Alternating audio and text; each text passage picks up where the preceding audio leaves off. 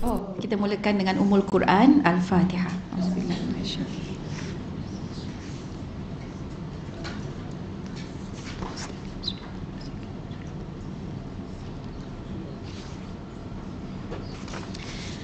Baik, Alhamdulillah. Kita tengok muka surat 135, puan-puan. Sebenarnya kita sedang membincangkan tentang rumusan, betul kan? Jadi rumusan ini rumusan berkaitan dengan amalan yang disyorkan ketika haid. Ada empat rumusan dan diikuti dengan beberapa lagi rumusan yang lain. Jadi contohnya kita tengok rumusan yang pertama, Imam Al-Ghazali disebutkan bahawa tegahan atau yang larangan Imam Al-Ghazali maksudnya untuk potong kuku, potong rambut ya, yang bercukur itu dia hanyalah tegahan daripada Imam Al-Ghazali. So sekiranya buat makruh lah sewaktu kita period dan sewaktu kita nifas ya. Okey. Kemudian yang kedua, yang paling baik, sebab ada ulama kata boleh, ada ulama kata tak boleh. Jadi kita ikut sebaiknya menghindarkan khilaf, maka tak payahlah potong kuku dan rambut. Okey, dan kebaikannya masya-Allah saya tak pasti apa kebaikan dia, tetapi pernah masa saya mengajar di universiti dulu, kita kan kena banyak buat bacaan kan, kita banyak baca research orang untuk membuat persediaan mengajar ni. Jadi saya terjumpa satu artikel, dia rupanya dia bagi tahu macam ni, waktu kita period, ini scientific punya research, waktu kita period, benda yang baik dalam badan kita ini dia akan pergi duduk dekat bahagian paling bawah tubuh kita, paling bawah. Manakala yang tak baik, unsur-unsur yang tak baik itu dia akan macam timbul. Jadi kat situ saya kata, oh ada ke mungkin sel-sel ke ataupun ialah atom-atom kan, sebab kita ini yang bergerak ni dia akan bergegar aja, so vibration, tenaga-tenaga mungkin yang tidak baik itu berada di paling bawah. Kalau berada di paling bawah tu, kuku paling hujung lah kan, rambut pun paling hujung lah. Jadi bila kita cukur atau kita buang pada waktu itu, kemungkinan jadi waktu tu fahaman saya seperti itu. Wallahu a'lam, sebab sekiranya para ulama dia menegah, dia menegah itu melalui firasat dia yang baik ya. Okey, jadi walaupun sebenarnya boleh je kita nak potong kuku, potong rambut kan, sewaktu kita period, tapi sebaiknya hindarkan ya. Okey, dan kita pun dah tahu dah nak period ni, potonglah awal-awal. Siap-siap. Dalam Tuhfat Al-Muhtaj, yang ini rumusan yang ketiga. Jadi harus wanita yang sedang haid atau nifas ini potong kuku, cukur bulu, gunting rambut, dia kata. Pandangan ini dipilih sebab apa? Memang tidak ada dalil yang mengharamkan. Okey. Dan yang keempat, Imam Syafi'i sendiri berpandangan dia potong kuku, potong rambut, bulu badan kita ini makruh sahaja kan. Dan ini makruh pula bagi siapa? Bagi orang yang melaksanakan ibadah korban. So tidak ada hukum yang jelas lah. So maksudnya kalau nak buat pun boleh, kalau tak buat kita ikut sufi. Ahli sufi, ahli tasawuf ini dia memang tidak akan potong kuku lah. Itu. Okey. Jadi seterusnya baginda sallallahu alaihi wasallam menegaskan sesiapa yang ingin melaksanakan ibadah korban dan apabila telah masuk awal Zulhijjah, maka janganlah ia memotong rambut dan kukunya, ia telah menunaikan korban sehingga ia menunaikan korbannya. So jadi ini pandangan Imam Syafi'i, potong kuku tu hanya tak boleh potong tu, larangan itu hanya waktu untuk ibadah korban sahaja. Okey. Baik, seterusnya apabila usia telah meningkat tua. Itu tiba pula apabila usia telah meningkat tua kan. Okey. So yang ini sebenarnya ada ayat yang tertinggal. Ada ayat yang tertinggal, perempuan boleh tolong tulis ya. Sebab saya ada 2 kitab, ini kitab yang terbaru, tapi tertinggal ayat. Yang satu lagi dia punya kulit tebal. Tapi yang ini edisi baru lebih komplit lah. Okey, cuma tertinggal ayat tu, saya semak balik. Okey, tolong tulis di situ, tajuk dia adalah menopause. Tajuk dia menopause. Itu tajuk besar dia, lepas tu ada 2 line lagi. Okey, line ayat sebelum sambungan dia tu, menopause adalah tulis ya, berhentinya kitaran head, berhentinya kitaran head secara fisiologi. Secara fisiologi, full stop. Sambung. Ianya berlaku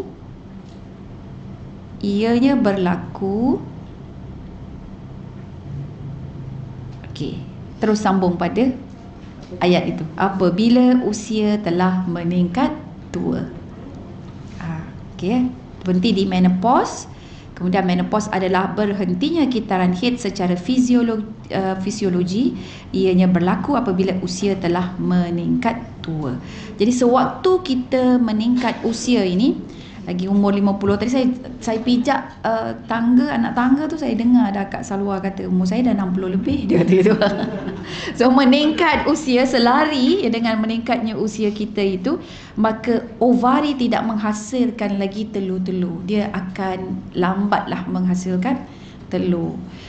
Dan kita umur menopause ini pun dia daripada 10 hingga 18 tahun kita punya perubahan tersebut, 10 to 18 years ya. Itu secara fizikal kita lah. Jadi kalau 40 tahun, 45 tahun dia memang dah mula. In fact, sebahagian mengatakan umur 40 tahun itu dah start dah. Kita kata 40 tahun, wah kita makin ranggi, kita kata kan. Jadi 40 tahun yang time ranggi kemuncak itu, waktu tu dia pergi sedut semua kita punya zat-zat kita. Jadi nanti kemudian dia akan cepatlah tua kalau kita tidak menjaga apa yang masuk input dalam tubuh badan kita daripada pemakanan serta lifestyle ya. So kalau pemakanan tak bagus, lifestyle tak bagus, yang itu yang nanti akan tumbuh semula penyakit-penyakit dalam badan ya. Okey. Wallahu alam, saya cuma terangkan saja mengikut apa yang saya faham. Baik, menopause berlaku pada usia yang berbeza bagi setiap wanita. Ada yang 30 lebih, 38 dah mula dah simptom-simptom tersebut kan. Okey, tetapi terdapat beberapa faktor yang mempengaruhi perbezaan ini. Okey, apa dia? Nombor satu, keturunan. Keturunan kita. Seandainya keturunan kita mungkin keturunan yang subuh-subuh, awal lagi dah period, lambat pula berhentinya contohnya. So jadi macam itulah kita ya. Kemudian yang kedua, mengikut iklim sesuatu tempat. Kita ni iklim panas. Jadi iklim panas dia macam orangnya bantut-bantut macamnya macam tu kan, rendah-rendah, comel-comel, rendang-rendang orang kata kan. Dia di kawasan sini. Tapi kalau di bahagian kutub utara ke bahagian Middle East ke lampai-lampai lah pula kan orangnya ya. So di situ juga mempengaruhi fisiologi kita. Yang ketiga adalah makanan yang dimakan, makanan kita. Dan akhir sekali, keempat, pekerjaan atau apa yang kita buat. So pekerjaan sebagai kerani di pejabat mesti berbeza dengan buruh di jalan, buruh kasar. Jadi kat situ perbezaan dia. Ada setengah orang kita umur 50 tahun dah period setahun sekali je contoh. Jumpa pula kawan kita umur 50 tahun juga, period masih segar lagi ya. Ish kita kata. Jadi dia tidak sama. Saya realise benda ni bila saya attend program-program macam ni lah. Lepas tu ada satu program ni, dia persatuan sesama dia ni, dia bercerita. Dia kata saya, dia kata sekali period tu dia datang berlambat-lambat, dia cakap. Dia yang berlambat-lambat dia sampai jumpa dengan doktor. Doktor kena bagi ubat tahan darah kan, injection, dan dia tak boleh nak bergerak. Sebab macam mana berlambat-lambat tu? Wah, yang tak tahu ni kan berlambat macam mana. Dia kata kalau time period tu dia tak boleh buat apa-apa, dia kena duduk je. Sebab bila dia duduk, pusing je pun zap keluar. Dia kata. So saya kata, oh macam tu rupanya. Dia kata, dan setiap 2 jam kena ganti pad. Setiap 2 jam kena ganti pad. Kata basah lencun, kalau tak ganti confirm tembus, dia kata. Dan dia memang kena duduk saja di atas katil atau duduk saja kat kerusi. Kalau dia berjalan melangkah pun akan keluar zam. Sampai ada yang warded. Jadi kalau kita ni kan memang kena banyak berkongsi. Bila kita berkongsi baru kita tahu, oh macam tu. Ada pula sahabat-sahabat kita yang dia tahu-tahu senyap je, tak keluar dah. Relax, tenang sahaja. Tahu-tahu tak keluar. Mengandung ke? Check tak adalah pula apa-apa kan. Ada macam tu ya. So jadi lain orang, lain cara dia. Jadi di situ berbeza. Sama juga dengan period kita tu tadi. Sebab tu period kita ada setengah orang yang bertanya melalui mesej saya ini ya, perempuan, dia sampai tangkap gambar. Dia tangkap gambar, bukan tangkap gambar, dia tangkap gambar darah-darah dia itu. Tangkap kan. Jadi saya kata lain orang, lain. Jadi saya tak boleh nak judge according to warna. In fact kalau hantar sending gambar itu pun dia akan dipengaruhi oleh cahaya warna tu sendiri kan. Jadi kalau saya tengok mungkin warna kuning, dia tengok warna coklat kan. Jadi kat situ sudah ada berbeza. Jadi saya kata pegang saja ada 5 warna ni. So awak tengok dan awak decide sendiri. Betul.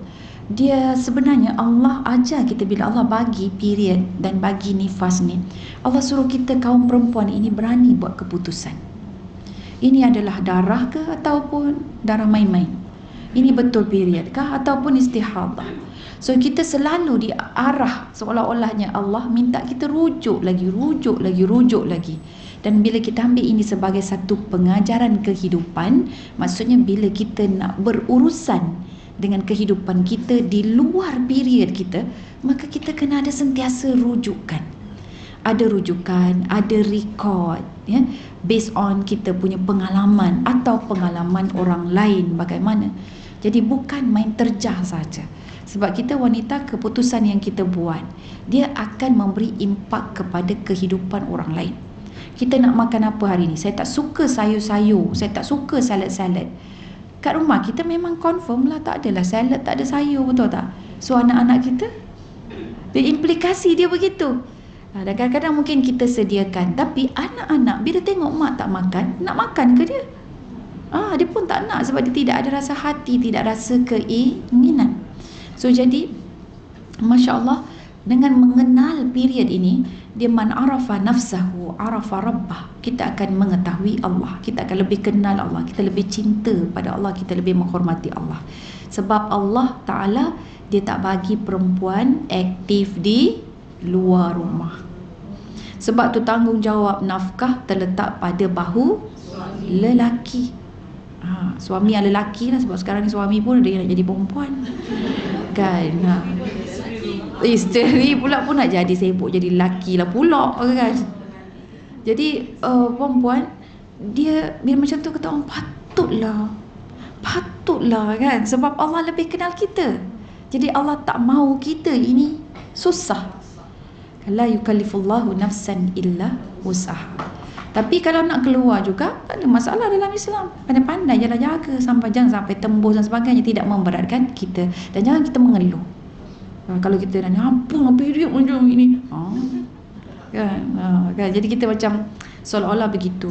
Saya ada yang di back message box tu, kenapa saya je yang ada masalah ini? Kan? Jadi dia tidak berkenalan, dia tidak mengenal peranan masalah dalam hidup dia. Seorang yang mengenal masalah dan kesan daripada masalah itu pada skill kita, pada kehidupan motivasi inspirasi kita, kepada pembinaan pembangunan kita, dan juga darjat kita di akhirat, dia akan mencintai segala masalah yang diberikan oleh Allah padanya. Okey, so jatuh cintalah dengan masalah tu kesimpulan dia. Dan ikut Allah. Apa yang Allah tentukan pada kita tu kan, ikut aja, patuh saja. Masya-Allah, wali Allah dia suka pada masalah. Jadi jatuh cintalah dengan masalah. Baik, kita teruskan 136. Jabatan Obstetrik dan Gynekologi Fakulti Perubatan UKM, dia melakukan kajian terhadap usia menopause rakyat Malaysia. Kajian itu ada 400 orang wanita sebagai sampel. 70%-nya Melayu, 30% 13%-nya China, India 13%. So daripada kesemua wanita-wanita ini yang berlainan bangsa, 76% daripadanya masih berkahwin dan masih lagi hidup bersama suami mereka. 63% daripada mereka ini semua berkerjaya, lebih daripada separuh berkerjaya. 90% adalah wanita normal. Maksudnya normal tu dia keluar haid pada usia 15 tahun. Maksudnya bawah 15 tahun, 15 tahun dan ke bawah, dan berkahwin pada usia selepas 20 tahun. Itu secara anggaran mereka. So rekod reproduksi mereka juga baik kerana secara purata mereka mempunyai 3 atau lebih anak yang masih hidup. So kajian ini merumuskan wanita Malaysia mula putus haid atau menopause pada usia 50 tahun setengah. So berdasarkan sampel ni oh ini macam confirm dah aku menopause lah ni kan. So maksudnya jangan risau. Kadang-kadang kita bila kita tak belajar pasal menopause tu, kita ingat umur 70 tahun menopause kan. Rupa-rupanya 50 tahun kah? 50 tahun. Dekatnya lambaian alam barzakh dengan kita tu sebenarnya. Dah kena lambai-lambai dah kan. Jadi bila dah menopause ini kita memang akan banyak kurang lah. Kalsium pun banyak kurang, vitamin ada mungkin banyak, tapi nak proses dia lambat, slow, pemakanan nak hadam pun slow dan sebagainya lah. So pandai-pandailah kita pilih kita punya lifestyle dan juga intake kita ataupun food yang kita nak makan tu, makanan-makanan ya. Okey. Baik, seterusnya, sebelum proses ini berlaku, kebiasaannya wanita yang mencecah umur 40-an akan berlaku perubahan hormon berperingkat. Okey. Jadi kita yang dah mengalami ni sendiri tahu kan. Tangan kadang-kadang sakit, lama-lama tersangkut. Kenapa pula tak boleh keluar? Dah tersangkut macam tu kan. Nak betulkan balik tu. Payah. Ini jari tangan ni, kaki pun sama kan. Itu yang nak marah je kan kadang kan, beremosi je. Nak ada jalan pun tak betul. Nak melangkah kan, hari tu rasanya macam okey je angkat pasu ni, kali ni kenapa pula tak boleh nak angkat pasu bunga ni. Dah itu macam okey je bila kita sapu sampah ni, kenapa pula berpeluh-peluh pula ni kan. Jadi selalu orang kata flush, hot flush ke whatsoever lah yang itu yang ada. Kita rasa macam dah sejuk keliling kita ni, tapi kita rasa macam panas, tapi kaki sejuk dah pula. Lepas tu duduk dalam selimut sekejap sejuk, lepas tu tak panas pula. Jadi semua serba salah. Masya Allah. Okey, betul. Kadang-kadang kitaran haid berlaku agak lama, panjang. Darah yang keluar pula sedikit-sedikit, tapi kadang-kadang itu yang banyak berlambak. Baik, yang ketiga, menurut kajian, hampir 80% wanita ketika proses transisi pramenopause ini, dia akan mengalami gangguan hormon. Dia berlangsung antara 2 hingga 8 tahun. Jadi gangguan hormon itu 2 hingga 8 tahun. Tapi nanti dia akan terus tau. Lepas kita menopause pun dia akan terus juga. Sebab dia mulalah banyak kekurangan dalam tubuh badan kita. Proses ini amat menakutkan wanita. Tapi kalau kita tahu, kita tak takut dah. Yang kita takut bila kita tidak tahu. Kenapa macam ni? Kenapa ni? Tapi bila kita dah tahu, kita akan relax aja. So yang penting adalah kena tahu perempuan. Dan bila kita ada masalah tu, kita jumpa dengan doktor lah. So kalau dengan doktor pun tak boleh nak bantu, relax je. Jadi kawan saya seorang ini, period dia berlambat-lambat. So bila period dia berlambat-lambat, berjumpa dengan doktor pakar, doktor pun kata, kenapa ya? Macam doktor tak pernah dengar. Doktor pun tak tahu. Kenapa? So doktor bagi tahan darah. Lepas tu doktor bagi ubat yang tambah untuk darah lagi kan. So kemudian dia kata, tak boleh dah ni, sebab setiap kali period darah berlambat-lambat. So akhirnya dia jumpa dengan seorang makcik mentua kepada adik dia. Besan macam itulah, dia adalah keluarga dia. So jadi dia pun tercerita. Lepas tu dia kata, biasalah tu, umur berapa tahun? Dia tanya. Dia pun sebutlah 50 plus, nak masuk 50 masa tu. Lepas tu dia kata, biasa tu. Dia kata, cik lagi masuk ward. Cik memang tak boleh nak gerak ke mana-mana, duduk sahaja di atas katil tu. So bawah pemantauan doktor, dia kata benda itu biasa. Dan dia ikut kadang-kadang keturunan, tapi keturunan dia tak ada. Keturunan dia tak ada macam tu, dia seorang-seorang saja. Jadi bila dia tahu tu puan-puan, so next time dia period time pergi umrah dengan saya. Masa tu Masya Allah memanglah banyak sangat. Berlambat-lambat tu nak cakap tu. Terima kasih Kak cari perkataan tu, loading lambat. Maklum dah menopause. dia berlambat-lambat tu. Dan alhamdulillah dia relax saja.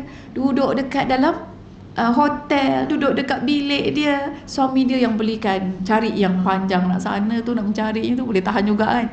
Suami dia yang carikan, macam sebab dia ingatkan dia tak ada, sebab dia kejap datang, kejap tak datang kan. So lepas tu dia relax saja. Dia tak ada pergi mana-mana. Dalam lepas 3-4 hari di Mekah tu, dia dapat satu kali je first day umrah tu terus buat. Sebab kita pergi umrah, kalau boleh tak banyak tangguh lah, berehat dalam 2-3 jam, lepas tu cepat-cepat. Sebab kita takut yang ini macam ni. So dia dapat sekali saja. So yang lain memang dia tak pergi. Dia kata memang Allah nak bagi saya rehat di tanah suci. Jadi dia alhamdulillah sampai pergi ke Madinah, dapat pergi Raudah.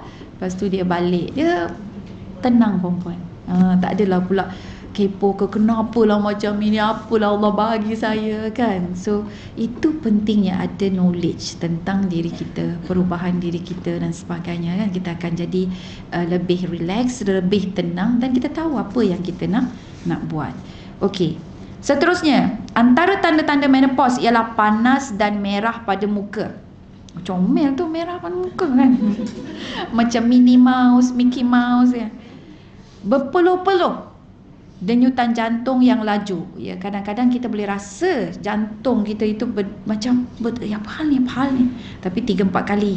Lepas tu relax. Lepas tu 3-4 kali lagi kan. Boleh rasa denyutan jantung yang laju. Sentiasa gelisah. Ya, apa yang tak kena ni? Pakai baju salah, tak pakai baju kat rumah pun salah kan. Pakai baju cotton salah, lycra pun salah. Susah nak tidur. Jadi bila nak tidur tu dia cepat jaga. Sekejap jaga. Dah buang air dah solat dah, apa semua, nak tidur susah. Tengok minum kopi ke? Tak juga kan. Jadi emosi terganggu. Jadi sensitif dia sebab mungkin hormon ini dia menyebabkan kita sentiasa cepat tangkap benda yang menyakiti kita. Jadi dia akan rewind balik. Mudah tersinggung, kurang daya seks, kulit kering, rambut bertambah gugur, senang mendapat ruam dan sebagainya. Okey. So jadi sini sebab daya pertahanan kita sudah lemah ataupun kurang. Jadi di sini kita kena menerima hakikat tersebut, dan seandainya kita ada pemakanan yang baik, insya-Allah benda-benda ini kita boleh minimalkan. Dan kalau terjadi, kita tahu apa kita nak buat sebab kita dalam fatrah menopause. So dalam Islam, menopause ialah proses semula jadi wanita yang menggambarkan tentang tahap kematangan paling tinggi. Okey. Dan sekiranya, sebab dia ada respon ni, tengoklah respon pada menopause kita. Ada respon yang sayyi'ah, ada respon yang hasanah. Tengok respon sayyi'ah ni tak baik. Sekiranya dari kecil wanita itu dididik dengan kemewahan, kecantikan, rupa paras, sifat-sifat materialistik. Kemewahan ni kemewahan yang membazir. Kecantikan itu menjadi keutamaan dalam hidup dia. Rupa paras itu adalah kemestian dalam penampilan dia ya. Sifat materialistik, maka bila sampai usia ini, wanita ini menjadi takut. Dia jadi stres dan sebagainya. Stres bila nampak kedut. Contoh kan. Macam ketawa je kat Salwa tajuk kita hari ini kan. Itu dah tahap wali dah tu dia. Masya Allah. Perempuan dia akan jadi stres bila nampak kedutan. Senyum sikit, dekat bibir aku dah ada kedut. Dah risau dah. Tak risau kan Salwa? Tak risau. Alhamdulillah. So ini respon hasanah. Kalau yang macam menakutkan itu, buat pembedahan dan sebagainya, takut hodoh ke apa ke, ya Allah, itu respon sayyi'ah. Kalau respon hasanah, bila dia nampak kulit-kulit ni, dia kata, Masya Allah, ya Allah, Engkau telah pinjamkan tubuh ini kepadaku sekian lama, ya Allah. Amalanku, ya Allah, Engkau terima tak? Dia akan ingat balik. Banyak kedutan setiap hari, tambah satu lagi garis kan. Wah, ini garis ni macam 100 tahun rasanya. Ada tak amalan kita ini digandakan ke 100 tahun. Jadi kita doa perempuan. Dan begitu juga kalau kita dengan pasangan kita, dengan anak-anak kita. Anak-anak kita nampak kita lagi berwajah matang ini, dia akan lagi hormat. Kita dengan pasangan kita kata, ya Allah, lamanya lah hidup dengan dia ni. Usia aku bujang pun tak selama ini. 24 tahun dah kahwin, dah dengan dia. Sekarang ni 32 tahun dah hidup dengan dia. Contoh ya kan. Bukan saya lah tu. 32 tahun. 32 tahun tu umur lebih panjang, lebih banyak lagi berbanding dengan umur remaja kita, umur bujang kita kan. Nenek saudara saya, atuk saudara saya meninggal 3 hari sebelum Raya Haji. Dia meninggal hari Selasa. Meninggal hari Rabu. Kita Raya Haji hari apa? Oh, hari Khamis. Sehari sebelum Raya Haji. Jadi hari Rabu kita sambut Raya Haji hari Khamis kan. Rabu atuk saudara saya meninggal, umur dia 94 tahun. Masya Allah. Anak-anak dia kata pukul 2 pagi je dah bangun dah. Tak tidur sampai subuh. Tahajud, zikir. Anak dia bagi tahu. Dan dia meninggal sebab tu dia rasa sesak nafas je. Dia rasa sesak nafas, kemudian dia baring, lepas tu dah tak ada dah. So the following week, the same day, hari Rabu, nenek saudara saya meninggal. Nenek saudara dalam seminggu meninggal. Jadi keluarga makcik saya ini, dia berhadapan dengan kematian jaraknya dalam seminggu lah, 2 kematian. Jadi saya bila jumpa macam-macam tu sembang lah kan, nenek tak nampak pun sakit. Dia kata memang dia tak ada sakit, memang dia tak ada sakit. Cuma dia kata kemungkinan kehilangan suami itu menyebabkan dia macam satu benda yang kehilangan tu diri dia lah. Dia kata bayangkanlah hidup 60 tahun 60 tahun bersama. Jadi 60 tahun tu memang itulah nyawa kita kan. Bila dah tak ada tu hilanglah nyawa. Masya Allah. Jadi macam itulah kita kan appreciate apa yang ada. Baik. Ada juga wanita dia habiskan ribuan ringgit semata-mata untuk mengekalkan kecantikan. Ribuan ringgit? Tidaklah ribuan ringgit. Mengekalkan kecantikan satu hal, baguslah berbaloi.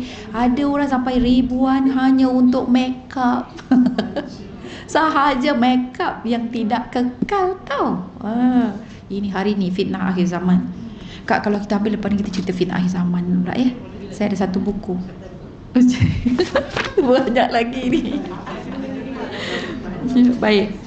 So kita tengok respon Hasanah.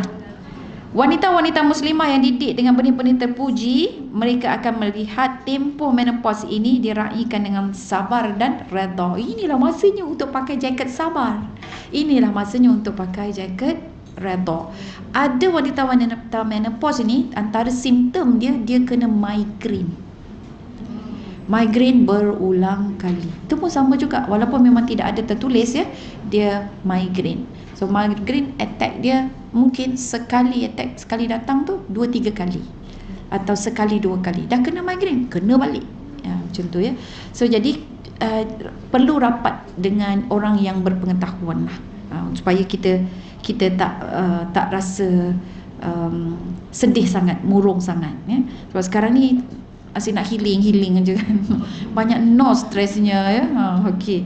Jadi bila kita dah tahu, kita akan syukur perempuan, dan waktu ni kita kata okey, aku kena pakai jaket sabar. Aku kena redha. Mereka melihat proses ini sebagai proses terbaik untuk mereka. Mereka menyedari bahawa kehidupan dunia semakin nazak dan mereka akan bermujahadah kepada Allah dan melakukan ketaatan sepenuhnya kepada suami. Jadi masa ini juga digunakan sebaik mungkin untuk beribadah. Beribadahlah. Kerana tempoh cuti ibadah mereka telah pun tamat. Tak ada dah orang kata bercuti dalam ibadah, ya. Bebas nak baca Quran bila-bila, nak solat anytime, berwuduk, masalah nak simpan wuduk je lah kot kan. Kemudian aurat mereka pun dipermudahkan kalau sudah lanjut usia, ya. Dan begitu juga dalam hubungan suami isteri, menopause bukan bermakna lampu merah. Ya, bukan bermakna lampu merah. Seandainya ada masalah macam ni, puan-puan tengok balik yang kita punya pemakanan, lifestyle kita, kesihatan tubuh badan kita, ya. Sebab menopause bukan bermakna walaupun kita tidak mahu, tapi kita menolak. Bukan kerana kita menopause kita menolak perkara tersebut, sebab itu adalah keperluan fitrah manusia.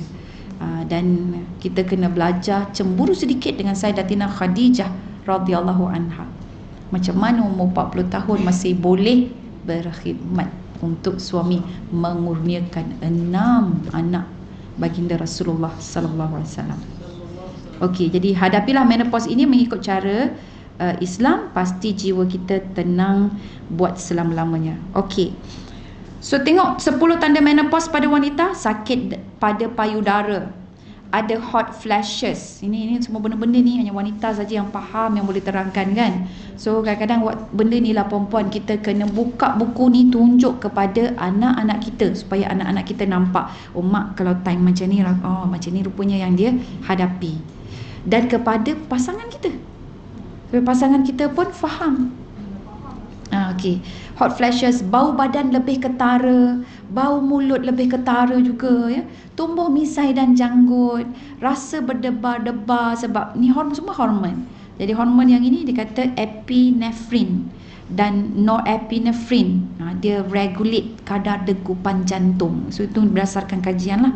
Kemudian sukar mengawal kencing, nak terkencing-kencing je. Itu yang kadang-kadang bersin pun terkucil juga, ya. Okey. Macam mana kita tak marah sebab kita nak solat lagi. Lagi-lagi kalau dapat suami yang kata cepatlah, lambat makin tua makin lambat. Memanglah kita tanduk naik. Lepas tu kulit yang kering, ya. Kemudian ni tengok migraine, ya. Kesembilan, mood swing. Lepas tu kerapuhan tulang. So janganlah nak ngada-ngada ngangkat benda-benda berat dia. Okay. So waktu-waktu seperti ini. Okay. Next, wanita dalam beribadah. Solat wanita. So untuk solat wanita, kita tidak belajar solat secara khusus, tetapi dalam kitab ini, dalam buku ini, dia menyebut apakah perbezaan solat wanita dan juga lelaki. So wanita, ingat ya, ini salah satu daripada kualifikasi kita untuk masuk ke jannah daripada mana-mana pintu. Okey. Jadi amalan pertama yang Allah akan hitung adalah solat. Ya, jadi Abu Hurairah radhiyallahu an, kalau tengok terjemahan hadis itu, dia cerita baginda sallallahu alaihi wasallam bersabda, sesungguhnya amalan hamba yang pertama akan dihisap pada hari kiamat ialah solatnya. Perempuan tahu tak, kita masa di hari akhirat kelak kita bogil kan? Tahu tak siapakah insan pertama yang akan dipakaikan pakaian? Masya Allah, ini tanda orang belajar, ya. Tahu betul, Nabi Ibrahim alaihi salam. Okay. So kita alhamdulillah selawat kan ke atas baginda Nabi dan juga selawat ke atas Nabi Ibrahim. Jadi maksudnya di akhirat tu ada benda yang pertama. Yang pertama dipakaikan baju siapa? Yang pertama, umat pertama pula yang akan dihisap siapa? Kemudian kita yang pertama akan ditanya apa? Jadi ada yang pertama. Baik, sesungguhnya amalan hamba yang pertama akan dihisap adalah solatnya. Bila solatnya baik, dia akan mendapat keberuntungan. Itu dia macam satu indikator. Semasa ke akhirat tu, dia cek solat dulu. So kalau solat bagus, ada tanda baik, insya-Allah. Tapi kalau ada kekurangan pada solat yang wajib, Allah akan tanya solat sunat dia. Solat wajib dia ada kekurangan, solat fardu dia ada kekurangan. Tengok ada tak dia buat solat sunat. Jadi solat sunat itu yang akan menampung kepada kekurangan pada solat wajibnya. Okey, tengok ni. Lihatlah apakah pada hamba tersebut memiliki amalan solat sunat. maka solat sunat tersebut akan menyempurnakan solat wajibnya yang kurang. Begitu juga amalan lainnya akan diperlakukan seperti itu. So fokus on yang wajib dulu. Nak sedekah, cek zakat dah bayar ke belum? Sibuk kita nak sedekah kan, zakat tu settle dulu. So bila zakat dah settle, baru kita buat yang sunat. So yang sunat ini yang akan tampung zakat kita. So bila ada kelebihan, dia dapat bonus of course. Begitu juga dengan puasa-puasa kita. Cumanya bila nak buat tu, Ustazah, saya ni dah datang 10 Muharram. 10 Muharram tidak lagi kan. Nak 10 Muharram, Ustazah, saya nak puasa sunat, tapi saya dengar pandangan kata selama mana yang wajib itu tidak selesai, tak boleh buat yang sunat. Jangan macam tu perempuan ya. Boleh. So cuma buat solat sunat, buat solat wajib. Jadi jangan tinggal dua-dua tu. So kalau puasa sunat, puasa wajib, of course puasa ganti tu buat. Tapi kalau macam puasa Syawal waktu tu kan, puasa sunat Syawal. Sunat Syawal dia tergantung pada waktu yang kita dah bincang dah. So selesaikanlah yang sunat Syawal tu. Selesai puasa sunat Syawal, baru kita ganti dengan puasa yang wajib. So dia tidak ada masalah, tidak ada salah dan tidak ada orang kata kesukaran. Yasir wala tu'asir, mudahkan, jangan sukarkan, tapi jangan ambil mudah. Itu je. Jadi solat ialah ibadah khusus yang perlu ditunaikan mengikut landasan dan ketetapan dari Al-Quran dan tunjuk ajar dari baginda sallallahu alaihi wasallam. Ia sama sekali tidak boleh dilakukan sewenang-wenangnya tanpa pembelajaran dan kefahaman. Tidak ada orang yang boleh solat tanpa belajar. Dia tengok pun itu belajar. Kalau sebut solat macam mana? Dengan adanya solat ini sebenarnya Allah nak tunjuk kita memerlukan dua ini sekaligus, Al-Quran dan As-Sunnah. Sebab dalam Al-Quran dia suruh je solat, aqimus solah. Tapi tunjuk cara dia macam mana daripada baginda Rasulullah sallallahu alaihi wasallam. Baginda menyempurnakan din ini ya. Okey. Saya minta maaf, hari tu ada satu ceramah, satu tempat ini ada soalan yang sangat menarik. Saya kira soalan ini perlu saya bincangkan bersama dengan perempuan. Dia punya point adalah how much you trust Allah, how much you believe in Allah, how much kita gantungkan diri kita dengan Allah Jalla wa'ala. Soalan dia berbunyi, Ustazah ada sebut tadi konsert-konsert berlaku satu persatu, itu salah satu daripada tanda-tanda akhir zaman. Sebab orang rasa nak enjoy je. Jadi bila dah enjoy tu dia rasa dengan masalah, aku bermasalah, tak ada me time, tak ada apa dan sebagainya. Boleh, no problem, me time tu no problem perempuan. Tapi jangan itu jadikan keutamaan. Itu bukan keutamaan kita. Seandainya kalau dalam fiqh ya, bertembung kepentingan diri dengan kepentingan masyarakat, mana yang perlu kita utamakan? Mana me time lagi? Jadi kepentingan masyarakat itu perlu diutamakan dari kepentingan diri. Kita kena bersedia untuk korbankan kepentingan kita for the sake of ummah. Jadi situ partnya. Jadi bila saya sebut, antara tandanya adalah yalah enjoyment kan, terlalu banyak konsert macam tak boleh nak berhenti. Satu konsert lagi. Lepas Covid tu dia macam nak qada konsert ni kan. So kita duk sibuklah qada nak pergi masjid. Solat berjemaah ya, dengan solat Jumaat berapa tahun kita tinggalkan, berapa setahun kita tinggalkan. Solat raya pun dekat rumah. Jadi macam-macam tak boleh ingat, tak teringat lagi benda tu ke. Tapi dia sibuk nak qada konsert. So satu soalan tu dia kata, Ustazah, kita ni hidup di negara yang berbilang kaum. So kita kena respect dan hormati sejauh mana kita. Ustazah sebut macam enjoyment ni kan. Macam orang bukan Islam, dia perlukan enjoyment juga. Jadi macam mana kita nak respect. So saya tak tahu jawapan saya ini kena ataupun tak, tapi saya jawab apa yang saya tahu, bukan jawab soalan dia. Saya kata apa?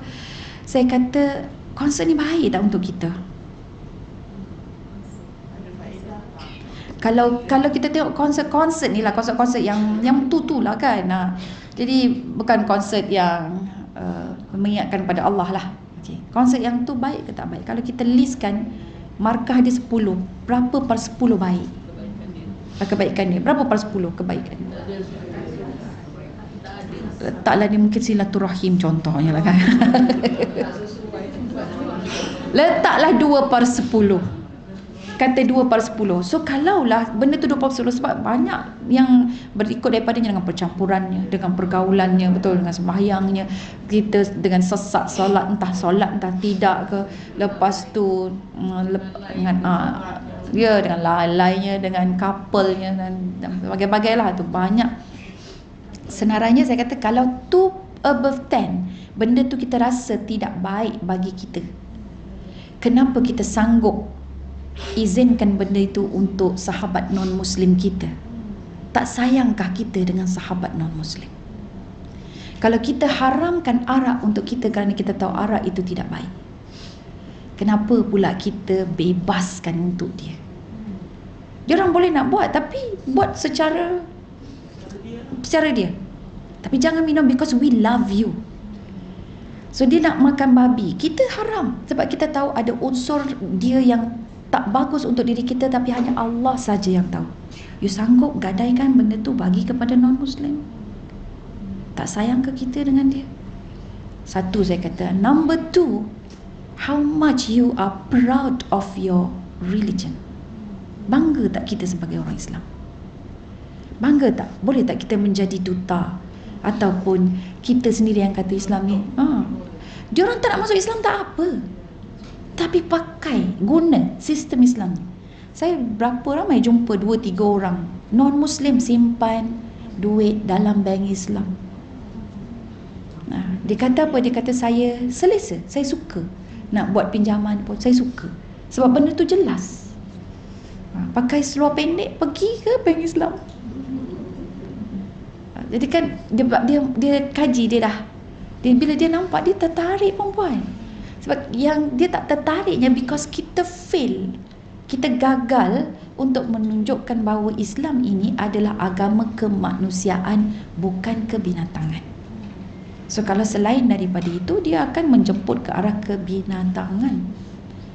Contoh yang berlaku Hindutva, itu orang-orang agama, sami-sami dia kan, itu orang yang kuat agama, yang mencederakan, yang membunuh orang yang kuat agama.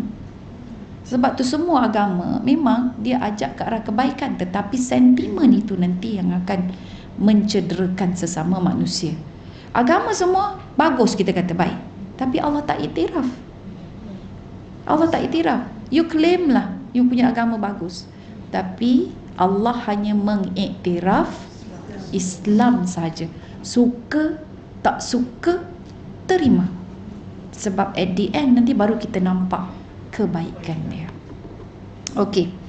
Jadi kat situlah Allah alam boleh tanya, boleh ke menjawab ke tak menjawab ke kan, tapi saya rasa sangat menarik soalan itu ya. Okey.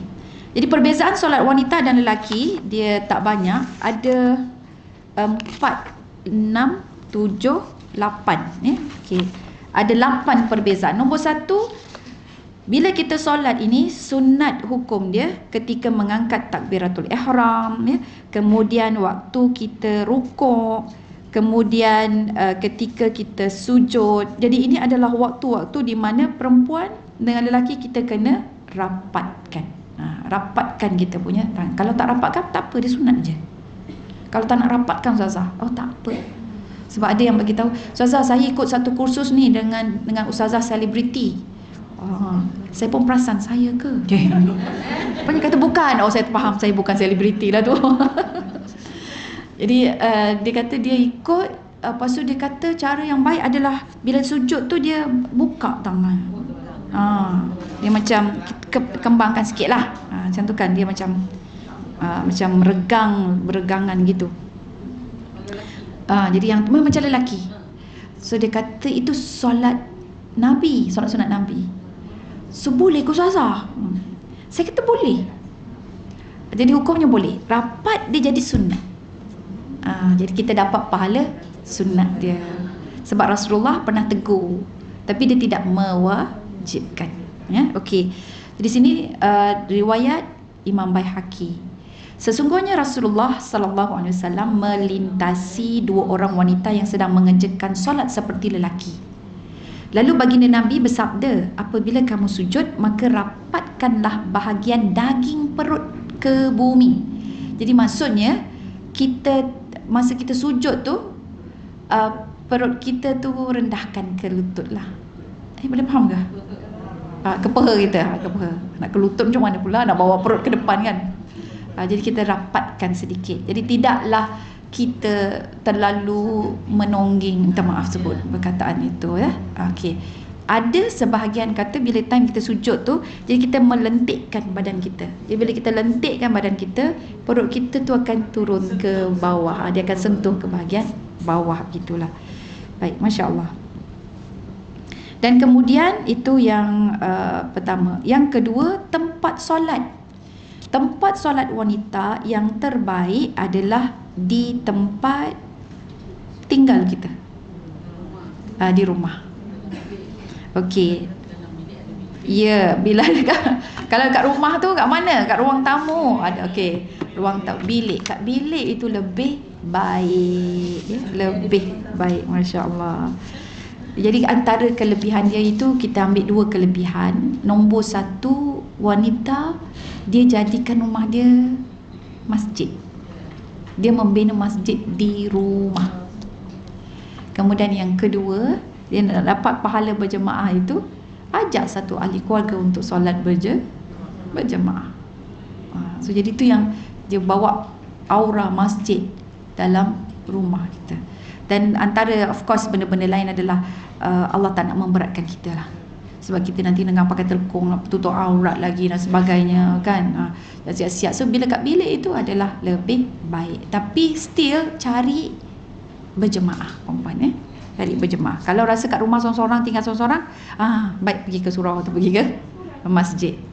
Pergi surau ke masjid lebih baik untuk kita berjemaah dan mengimarahkan masjid. Saya pergi ke Turki, perempuan yang pernah pergi ke Turki, perasan tak? Dia dekat masjid dia tak ramai perempuan. Saya pergi solat subuh, tak ramai ya. Tapi kan implikasinya diorang tak berapa menguasai solat, tak berapa menguasai solat, tak berapa menguasai bacaan-bacaan kan. Solat dia macam, okey, contoh dia tahu solat dia saja. So kalau tengok orang lain sikit, dia kata dah salah. Macam tu. Betul, dia tidak bercampur. Dan saya pernah pergi ke satu rumah, saya tak tahu rupanya dia ini adalah pegawai media Masjid Nabawi. Kita orang satu kereta api. Ustaz duduk sebelah dia. Dia orang ni mazhab Hambali kan. Jadi mazhab Hambali semua kena tutup kecuali mata saja. Jadi saya waktu tu tangkap gambar saya dengan ustaz, sebab kita orang terpisah tempat duduk kat kereta api tu kat Salwa. Jadi ustaz duduk sebelah pegawai media tu, syekh tu lah. So saya pun tangkap gambar belakang, selfie wifi. Belakang pegawai media tu anak-anak dia, isteri dia dengan anak dia 3 orang. Semua hitam je lah kan pasal belakang saya. So lepas tu saya pun tangkap. Bila dah tangkap gambar tu, jadi yang sebelah sana tu dia datang, dia cuit saya. Lepas tu dia kata, padam gambar tu. Dia tak bagi. Lepas tu saya pun buka lah. Saya kata, kenapa saya kena padam? Saya ambil gambar saya dengan suami saya cakap. Lepas tu dia kata, gambar saya masuk tak? Lepas tu saya kata, masuk tapi hitam je. Saya kata, ni semua aswad, saya kata kan. Macam Hajarul Aswad, saya kata. Tak nak gaduh lah dengan diorang ni kan. Lepas tu dia pun kata, okey, dia ambil tengok, dia besarkan. Okey, dia kata tak apa, tak nampak mata saya, lulus, dia kata. Jadi rupanya tak boleh. Tapi sebab ustaz dia mungkin pandai berbahasa-bahasa kot dengan syekh tu. Ustaz tak tahulah kejadian ni antara perempuan kita orang aja. Jadi ustaz bahasa dia bagus, bahasa Arab dia belajar dekat Mesir, lepas tu belajar kat pondok lagi kan. Jadi dia cakap dengan syekh ni sangat sopan. So rupanya syekh tu dia tak boleh lupa ustaz. Masa tu bulan Ramadan. Jadi dia bawa kurma ajwa yang rutab, 2 kotak dia bagi kat kami, 1 kotak. Dan lepas tu sedap sangat. Saja je buat meleleh. Lepas tu kami di Madinah tu dia contact, sebab dia dah tukar nombor phone. Lepas tu dia contact, dia kata dia ajak lepas tarawih datang ke rumah dia. So saya pun datang. So datang jumpa dengan diorang naik lift rumah dia. Jadi tingkat atas perempuan, tingkat bawah lelaki. So jadi yang tetamu lelaki kat bawah. So saya berpisah lah dengan ustaz. Saya naik tingkat atas, dia jamu saya syurbah syufan, porridge oat. Saya belajar buat. Sedap. Lepas tu bila sampai tu memang dia tidak menutup aurat. Kita betul. Siapalah pula ni. Lepas tu dia pun kenalkan dirilah, saya ni. Dan mereka ni semua guru-guru Al-Quran. Dan kemudian dia bagi tahu ni ayah dia begini. Saya pun baru tahu lagi, oh ayah dia pegawai media. Ni saya tak tahu. Suami saya pun tak tahu masa tu. Jadi anak dia yang bagi tahu. So lepas tu dia cakap awak macam mana hidup awak semua. Saya pun tunjuklah saya masuk TV Al-Hijrah. Nak juga si Ispadiah ni kan. Tunjuk juga Kak oi. Tunjuk. Lepas tu bila dia tengok video tu, dia kata, oh awak rupanya pendakwah juga. Saya kata bolehlah, bukanlah pendakwah sangat, kita sampaikan saja. Lepas tu dia pun tanya, kenapa ada muzik dalam program ni? Dakwah live tu kan ada muzik. Kenapa ada muzik? So lepas tu saya kata, selama mana dia tidak ada unsur-unsur maksiat, kita terima, kata. Lepas tu dia cakap, oh kami haram.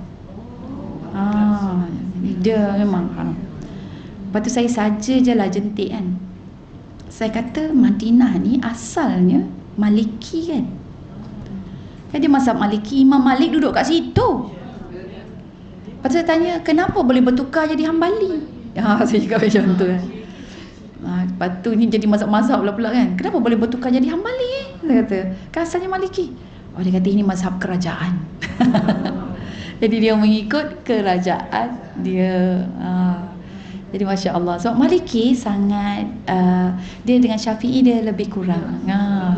Dia jadi macam dia agak kita kata Syafi'i tegas kan. Actually Hambali agak tegas pada beberapa aspek. Okay. Baik, kita kembali balik pada sini. Ini cuma mazhab lah pula. Nak ceritanya sebenarnya rumah perempuan tu, yang ada level perempuan tu, ada bilik solat khas untuk perempuan. Di rumah dia. Tu yang saya sebut tu, kita wanita bila kita duduk kat rumah, kita memang akan jadikan rumah kita masjid. Jadi malulah kita kalau kat rumah kita tak ada ruang untuk kita solat, solat berjemaah dan sebagainya. Ya.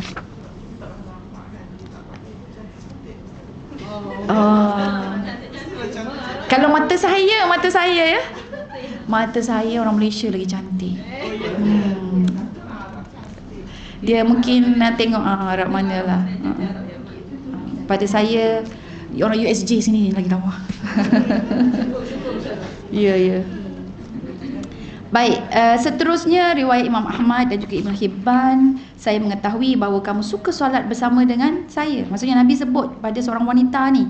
Dia kata, aku tahu kau suka solat bersama dengan aku, akan tetapi solatmu di bilikmu lebih baik dari solatmu di ruang tamu. Solatmu di ruang tamu lebih baik dari solatmu di masjid kampungmu, dan solatmu di masjid kampungmu lebih baik dari solatmu di masjidku. Perempuan kalau pergi umrah tu janganlah pula guna dalil ni. Ustazah minta maaf saya tak pergi ke masjid Ustazah sebab solat di bilik hotel lebih baik daripada di masjid. Parah.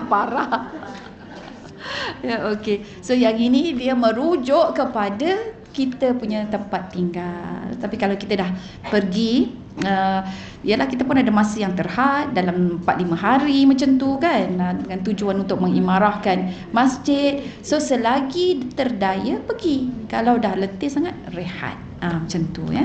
Okey. Yang seterusnya adalah aurat, berbeza lelaki dengan perempuan waktu solat. Yang keempat, memakai pakaian longgar. Jadi memakai pakaian longgar ni, perempuan dia ada beberapa isu, antaranya telekung ketat ataupun licin hingga menampakkan tubuh. So hukum dia adalah harus dalam solat.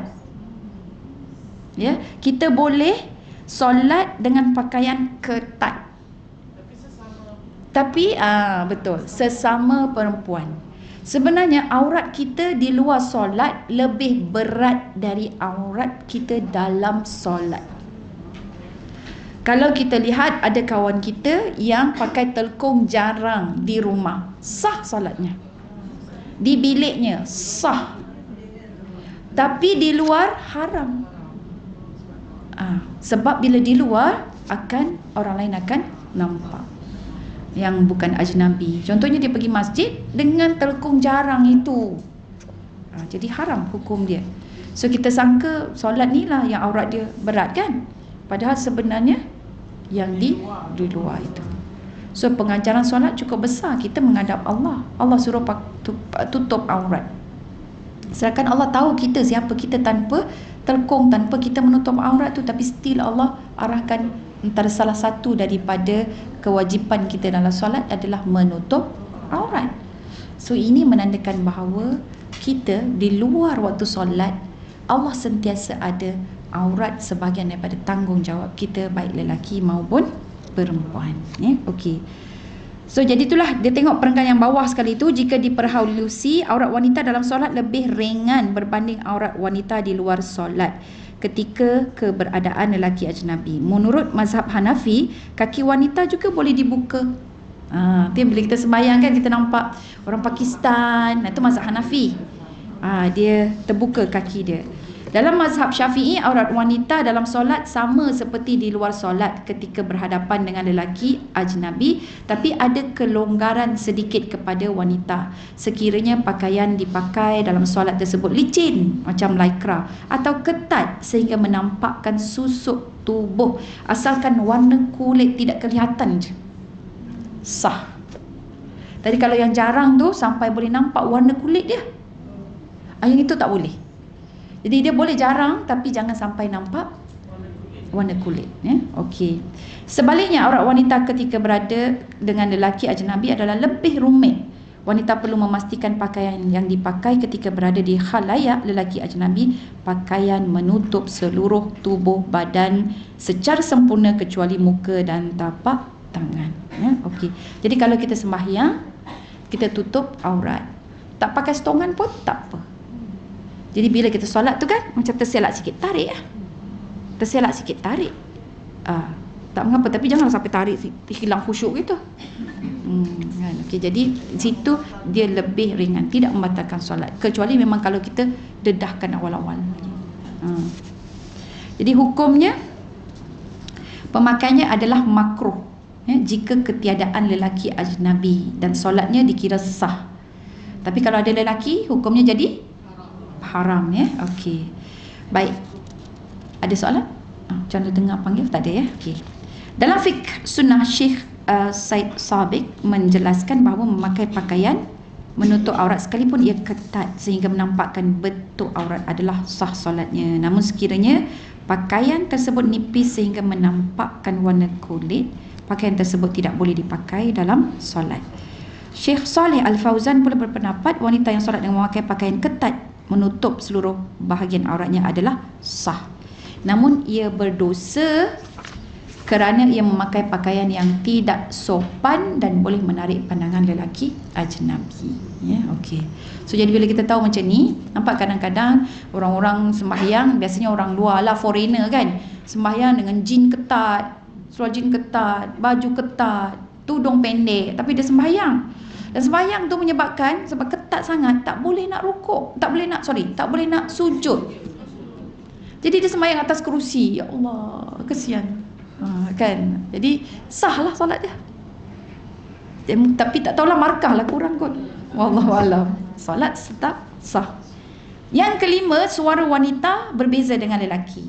Wanita ini digalakkan membaca semuanya secara sirriyah. Sirriyah tu cukup hanya telinga kita dengar. Jadi waktu kita solat itu ada 4 keadaan di mana yang 4 bacaan itu sahaja yang kena kuat. Pertama, takbiratul ihram kita yang pertama tu, Allahu Akbar, yang itu kuat. Yang kedua, bacaan Al-Fatihah. Yang ketiga, bacaan tahiyat akhir bersama dengan solawatnya. Ada yang kata 5. Jadi okeylah, yang keempat solawatnya. Tahiyat akhirnya, solawat akhirnya itu salawat Ibrahimiyah yang kita selalu baca. Dan yang kelima adalah salam sebelah kanan sahaja. Yang kiri senyap sudah? Sudah. Okey, itu sunat saja kalau nak sebut. Kalau nak baca doa iftitah kuat, lepas tu surah baca kuat, setiap pergerakan baca kuat, Allahu Akbar, Sami Allah liman hamidah, dah. Kan kita rasa macam kita je yang dengar, padahal 10 orang sebelah kita boleh dengar dah kan. Takut mengganggu. Jadi kita 4 bacaan saja yang wajib dijaharkan. Okey. Baik, jadi lelaki dia sunat dikuatkan. Yang keenam, memberi amaran atau menegur. Beza, lelaki dia akan sebut subhanallah. Perempuan dia kena tepuk. Tepuk, tapi kena praktislah dengan imam-imam kita yang di rumah tu. Kadang-kadang kita nampak dia tak perasan je kan. Jadi maksudnya kalau macam ni kita faham, lelaki-lelaki Muslim, lelaki-lelaki Islam adalah lelaki-lelaki yang peka. Bunyi tepuk, tanda tegur. Bunyi tepuk, tepuk nyamuk. Bunyi tepuk sebab ketawa, bergurau kan. Bunyi tepuk, tidurkan anak. Dia boleh bezakan. Itu sepatutnya kualiti lelaki Muslim. Boleh ke mak-mak ni bina lelaki yang macam tu? Masya Allah. So balik tu kena praktis bang. Tapi ada juga yang orang Arab tu dia gini. Oh gitu terus kan. Kalau kita betul boleh je. Tapi kita jangan lebih 3 kali. Kalau kita belakang, kalau kita yang Syafi'i ni kita diajar begitu ya. Kita bahagian belakang yang memang tak kuat. Tapi orang kan ni lah. So balik rumah ni check. Memang kadang-kadang tak perasan. Tu yang kita pun jerit tu subhanallah. Betul kan juga suami kita tu kan, dengan subhanallah. Dia tak faham. So kepedulian telinga lelaki itu subhanallah sebenarnya mempunyai kemampuan dan kelayakan seperti itu, tetapi oleh kerana suasana kebiasaan normalisasi dia yang dia tak biasa, jadi dia tidak terbiasa, maka dia tidak mampu untuk membezakan ya. Baik, yang ketujuh, azan dan iqamah confirm lelaki. Kalau perempuan, iqamah untuk sesama dia saja. Okey, perempuan perasan tak sekarang ni ada aliran-aliran yang lelaki perempuan solat sekali, yang jadi imamnya perempuan. Bukan saja yang di luar negara di US, tapi berlaku di Indonesia juga. Ada satu kelompok yang Masya Allah memang kaya raya, sekolah dia pun bagus, perempuan kan. Dia tak silap saya apa? Ma'had Zaitun. Az-Zaitun ya. Az-Zaitun. Jadi situ ada satu ajaran yang sesat lah. Perempuan boleh baca khutbah. Cukuplah kita penulis teks khutbah. Nak jadi membaca khutbah tu bahagilah lelaki. Semua benda kita nak buat ni.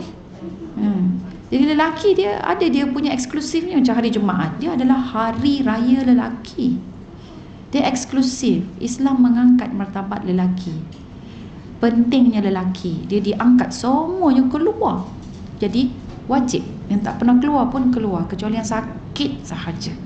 So itu adalah hari meraihkan kaum lelaki, hari Jumaat itu. Dan mereka diraikan dengan mandat, dengan nasihat yang datang dari khutbah kan. Baik, kedudukan saf dalam solat berjemaah, lelaki dengan perempuan biasanya 3 hasta. Kalau lelaki itu adalah ajnabi, 3 hasta tu kita tahu kan, 3 tangan kita ni lah. Ni hasta kan, betul tak? Daripada sini ke siku, 3 hasta. Kalau perempuan dengan perempuan, 1 tapak je ke belakang. Jadi imam perempuan, imamah tu dia 1 tapak ke depan. So yang lain 1 tapak ke belakang. Macam tu. Tu dia punya perbezaan.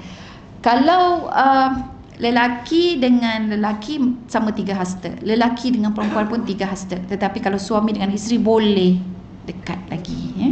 Okey. Baik. Dia 1 tapak pun boleh, 1 tapak atau 2 tapak. Kalau dekat dengan suami kan takut dia lepas tangan tu, kena pula dahi kita.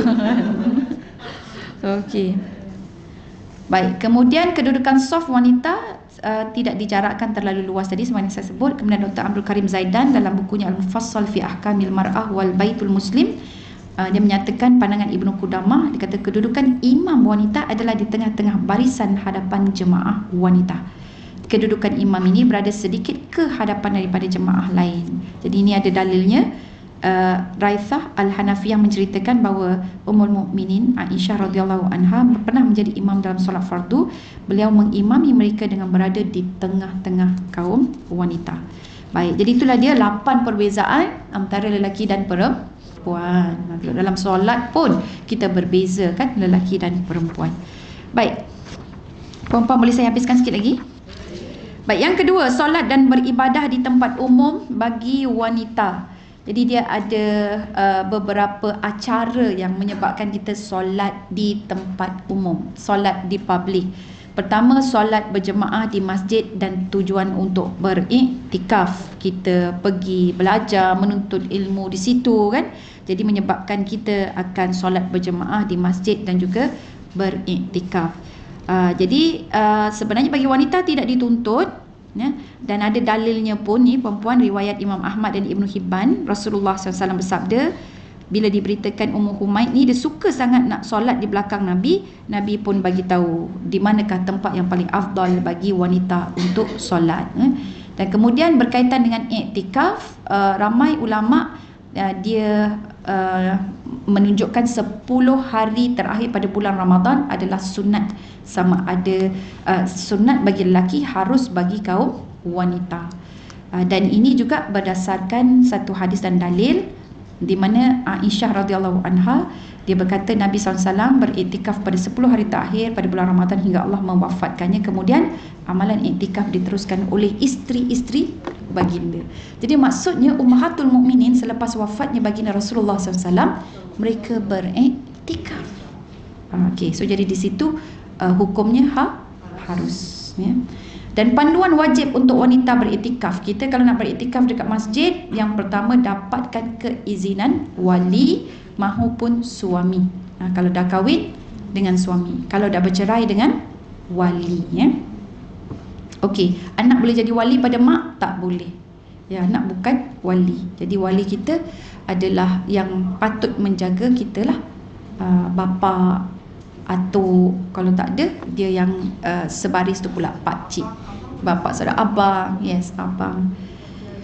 Okey. Kemudian iktikaf. Okey, wanita perlu mendapat kebenaran. So seandainya bertembung, suami sakit, dia nak iktikaf, mana yang lebih penting? Masya Allah, ni orang belajar memang macam tu. Dia tahu je kan. Jangan gaduh dengan suami. Abang nak ikutkan abang bila masa saya nak beriktikaf. Abang sakit-sakit, tantang saya mati dulu, kempunan saya nak iktikaf. Iktikafnya itu dia harus hukumnya, harus sahaja, kan. Dia tidak ada sunat, maka lelaki atau suami itu lebih utama. Ada kes perempuan, isteri ini punya syok iktikaf dengan kawan-kawan dia tu kan. Suami terlantar, dia sediakan kurma dengan air putih je. Anak dia balik tengok, menangis sebab suami, bapak dia tu nak ambil air, tak kuat nak mengangkat air, sampai tumpah tu golek-golek cawan tu golek. Kata, janganlah buat scene macam tu kan. Isteri iktikaf kat masjid. Isteri nak pergi ke masjid, jadi suka berbuka puasa lebih kat masjid dan sebagainya. Nampak kita itulah sebab ingatkan tablisu iblis macam mana? Dia membuatkan kita mengutamakan sesuatu yang tidak utama. Daripada banyak-banyak ibadah tu, kita mengutamakan tidak utama. So jadi jangan sampai seperti itu. Ni yang cerita dengan saya, anak dia mengadu, dia kata mak dia begini-begini, macam mana ni ustazah. Kalau tengok di luaran tu, mak dia memang alim, mak dia ni memang apa tu, dah kaki iktikaf, kaki masjid kan. Takut dia fitnah tu. Baik, yang kedua, aman daripada fitnah atau bahaya. Kalau ada darurat, ada penyakit, tak payahlah dulu kan wanita ini. Iktikaf perlu dipastikan bahawa tidak mendatangkan mudarat. Segala langkah pencegahan perlu dibuat seperti mengasingkan diri dari dilihat oleh jemaah lelaki dan sebagainya. Sebab kadang-kadang kita nak tidur ni, perempuan nak tidur ni, auratnya banyak. Jadi kalau macam Masjid Al-Falah, dia ada sediakan kan khas untuk wanita ni kan. jadi jauh daripada pandangan lelaki, tingkat atas ke apa ke. So yang itu tak apa, ahlan wa sahlan. Ada masjid yang dia letak bilik air je di atas. So kalau nak iktikaf, wanita senang, tak perlu nak turun bawah. Jadi dia terus pergi ke bilik air di bahagian atas, bilik wuduk pun di atas. Baik, yang ketiga, suci daripada haid dan juga nifas. Yang itu faham dah, jelas dah kan. Jadi hukum dia bagi wanita ini adalah haram untuk beriktikaf. Okey. Iktikaf di surau difahami melalui pentakrifan ulama berkaitan definisi masjid, bahawa didirikan solat Jumaat bukanlah menjadi syarat untuk sesuatu tempat itu diistilahkan sebagai masjid. Jadi orang menganggap bahawa kalau ada solat Jumaat di situ, itu masjid lah. Tapi perempuan, biasanya orang memahami masjid ni semua. Kalau di Arab, dia tak ada istilah surau. Dia ada musola je. Musola tu bilik-bilik yang kecil lah. Okay. Dan untuk masjid ini basically dia memadai dua syarat, iaitu tempat itu didirikan di atas tanah wakaf ataupun tanah yang diperuntukkan untuk masjid, dan ditunaikan yang kedua solat fardu 5 waktu, ada imam-imam. Kalau musola tak semestinya kan. So di Malaysia kebanyakan surau dibina atas tanah wakaf ataupun sumbangan daripada pemaju perumahan. Kalau tanah perumahan kan, taman perumahan, kemudian kena didaftar dengan masjid majlis agama Islam negeri masing-masing. Jadi fungsi dia menyamai masjid, cuma beza dia didirikan solat Jumaat ataupun tidak. Jadi ada fatwa ini untuk menjelaskan itu masjid ke tak, bukan masjid ke. So tengok ada satu fatwa ni dari negeri Sarawak, dia menggariskan mufti negeri Sarawak antara mufti yang termuda. Banyak pengalaman dia. Saya jumpa, Masya Allah, orangnya hebat ya? Okay. Di antara yang termuda, terbanyak-banyak mufti, dia yang termuda. Sekarang negeri Selangor yang paling muda. Tapi dia bawa wibawa matang kan. Dia muda gitu. Ni Dr. Anha. Dr. Anha OP. Tak silap saya awal 40-an. Dia belum 50-an. Dia awal 40-an. Dia awal 40-an. Yang Sarawak tu sekarang dia dah berusia lah, dia 50-an. Lama dia pegang tu. Okey, dia kata pertama, tapak tanah untuk mendirikan sebuah surau mesti ada surat hak milik yang diwakafkan, ada surat tu. Ni kita nak iktiraf lah sebagai masjid ataupun tak. Perempuan bolehlah baca sendiri pasal masjid dengan surau ni. Baik ya. Jadi kita lihat pula yang kedua, wanita solat di tempat umum, menghadiri solat hari raya.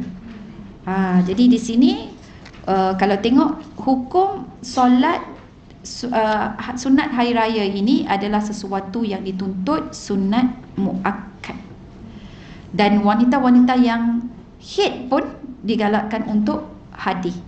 Sebab tu kalau kita pergi ke Madinah ni tempat pembinaan masyarakat, perempuan akan berjumpa dengan Masjid Abu Bakar, Masjid Zaidina Ali ya. Kita di situ sebenarnya adalah bukan masjid tempat dirikan solat fardu tau.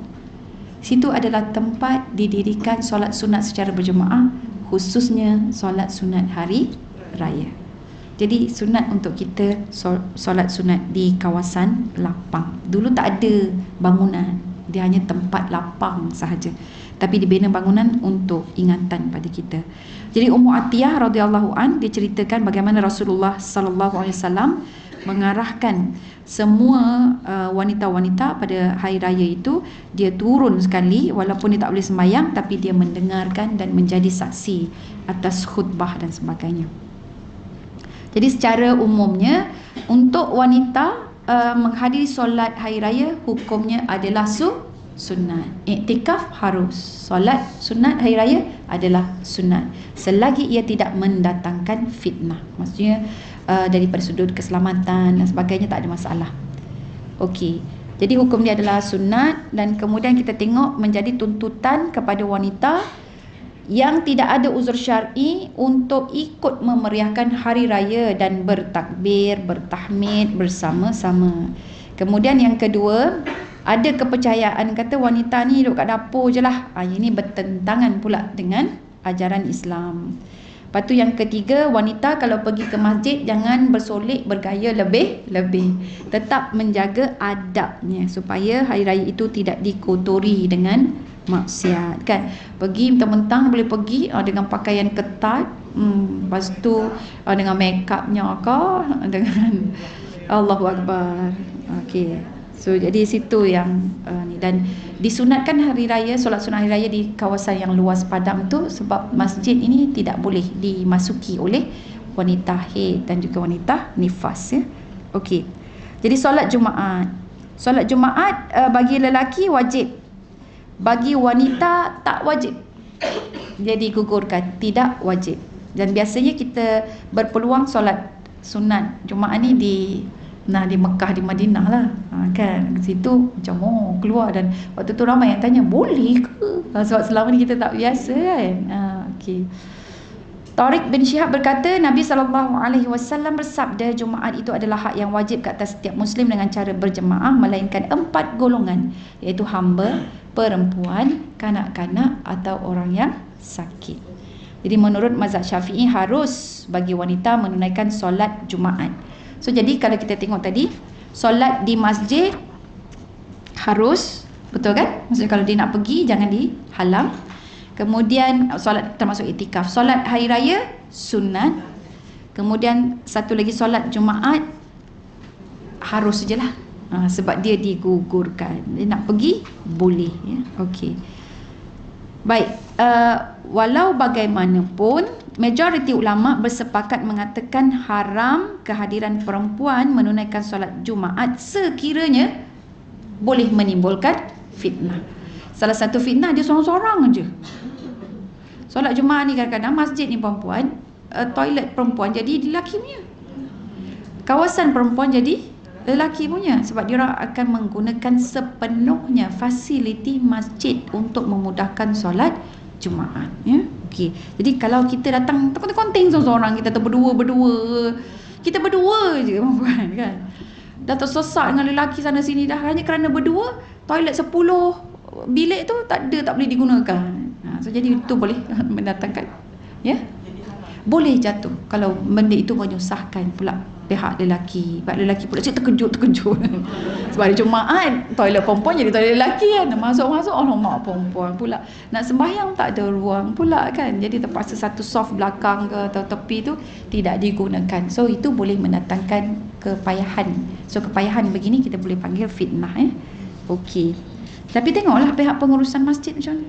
Kalau pihak pengurusan masjid kata ahlan wa sahlan, jomlah, kata bolehlah, kerana kita akan sediakan juga untuk tempat perempuan, boleh. Jadi hukumnya tu tadi adalah harus ya.